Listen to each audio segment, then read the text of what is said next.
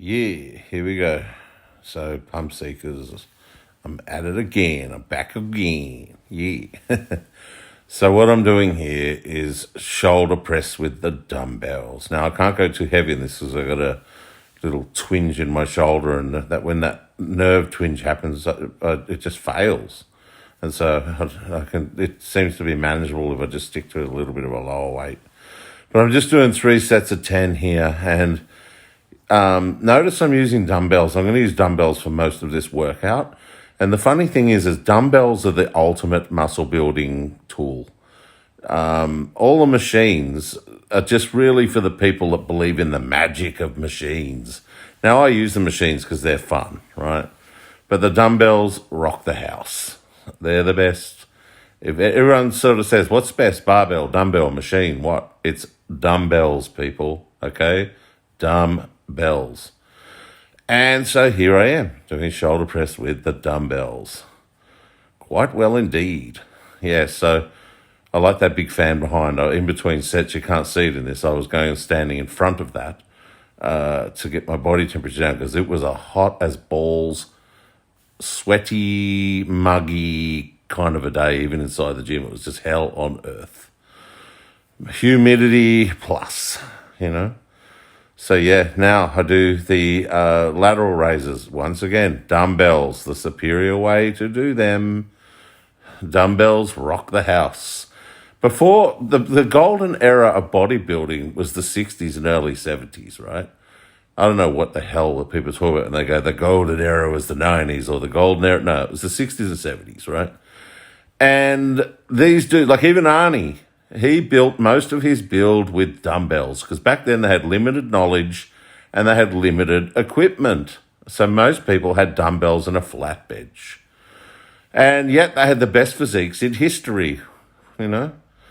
So yeah, this is how Arnold built his, right? Don't let all that footage of him with fake weight plates and lifting crazy heavy stuff and all that fool you. This is how he did it. He did dumbbells and he did the best exercises for each body part with said dumbbells. And for shoulders, it is shoulder press, lateral raise, bent over rear delt raise like I'm doing here, where you hang your arms like a marionette and you lift through the elbows and your hands are just hooks holding it. So that you lift it through the elbow like you're a puppet.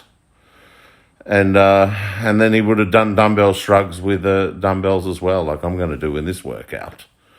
Okay, so all of the old school boys back in the day when everyone had the best builds, this is how they did it.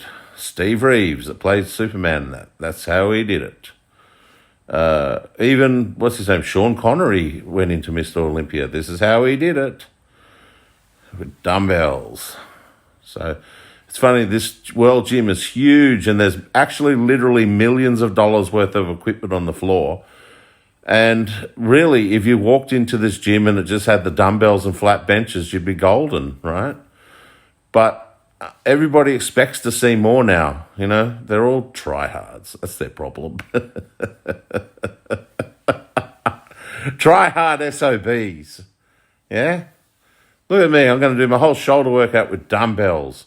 Everybody else needs a $5,000 press machine, then not just $5,000, between $5,000 and $10,000 lateral raise machine, then a shrug machine, yeah.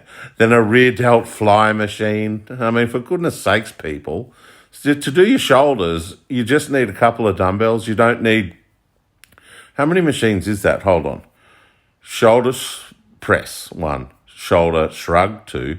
Lateral raise 3, rear delt 4. Is that everything I've done today? Lateral raise, press, shrug, rear delt, bent over. Yeah, 4. So 40 grand's worth of machines, or do you just need a couple of dumbbells? You know what I'm saying, governors? That's what they say in England. They go, governor. So governor, you just need dumbbells. And here I am shrugging from a different angle from behind. Now notice I don't go too heavy with shrugs. That's not just because I'm a puss-y. It's because if you do it too heavy, you can't get the full motion, you rat bags. All these guys think they're going to build their traps with huge weight It ain't going to happen. Genetically, you might not grow them, even if you're using juice, which I don't. And that's usually the first sign of a guy being on the juice. Huge traps and boulder shoulders at the front. But what was I talking about? Traps, they're not going to grow going heavier. They're going to grow doing the full shrug with a lighter weight so that you can do the full shrug and even hold it for a second at the top and squeeze up even more. Now, here I am doing what do they call this? What's the thigh called? Thigh, I can't think of for some reason the word's leaving me, but that's a lat stretch. That was a thigh stretch. I love doing it on those safety rails. Look at that. God, there's a lot of guys out there that are probably just going, wow, I wish I could just grab him from behind and give him a hug. Not into it though, fellas, sorry. But, all right, here we go. The sit-up machine, which I absolutely love. So I like to do a stretch, then do a set, then another stretch, then a set of the sit-ups. See, look at me, hammies. Once again, I'll explain to you, with your hamstrings, you bend the straight leg. You don't bend over. So you squat down a little bit on the one leg to get deeper into it, to get more of a thing. Now, the other thing too, I flex my feet. Might not look like it, I am, but I am. I'm flexing my feet. They're not just relaxed, they're not pointed, they're flexed. That's how I get a deeper stretch in there. And see how the leg I'm standing on is bent to go deeper into it, and my back is still straight with a neutral spine. I used to get real niggles in the lower back when I used to bend down to do that and do what people do. Back to the chain gang. Here we go. Abs. Sit-ups. Oh, God, help me. Put it down. Right, now, this is where I sat a bit higher to get to hit my groin a little bit different in the seat. So, yeah, it was it got me right deep in the groin too. It was really nice, a really nice stretch, this one. Beautiful feeling. And back to this one. I like the swirl on my shirt. It's sort of like the Doctor Who show. Red-do, red-do-do, red-do, do-do-do. Not annoying enough for you? Okay, now this is me doing a taller, like I'm trying to get down the side of my leg, which I hit brilliantly, and glute, right? And I did that by using this bit of a higher seat here on the preacher curl bench. And yeah, look at that. Another bench you don't need. You just stand up and do dumbbell arm curls. That'll do your biceps. And then you do your hammer curls for your forearms. Dumbbells rock, man.